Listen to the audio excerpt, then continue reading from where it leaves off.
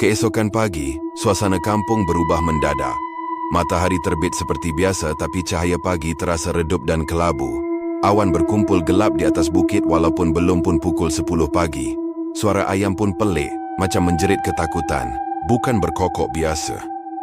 Tok Amin duduk bersila di anjung rumah, memandang ke arah hutan bukit dengan wajah sugul. Zul masih tak sedarkan diri, terbaring dalam bilik dan matanya terbuka luas, kosong. Tak berkelip sejak malam tadi. Bila kami cuba tutup, matanya akan terbuka semula dengan sendiri. Paling merisaukan, kamera Zul. Walaupun tak disentuh, ia terbuka sendiri dan mula mainkan rakaman lama. Tapi bukan rakaman yang pernah kami ambil. Dalam skrin kamera, nampak suasana gelap, seolah dirakam dari dalam gua. Di tengah gua, ada kawah tanah merah.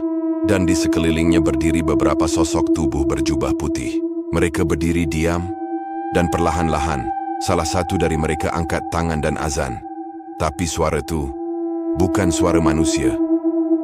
Allahu Akbar. Nada dia serak, berlainan nada, dan ada bunyi seperti suara binatang mengaum di belakang azan itu. Aku cepat-cepat tutup kamera itu, tapi ia hidup semula. Kali ini, papar wajah Zul. Tapi Zul dalam video tu tersenyum.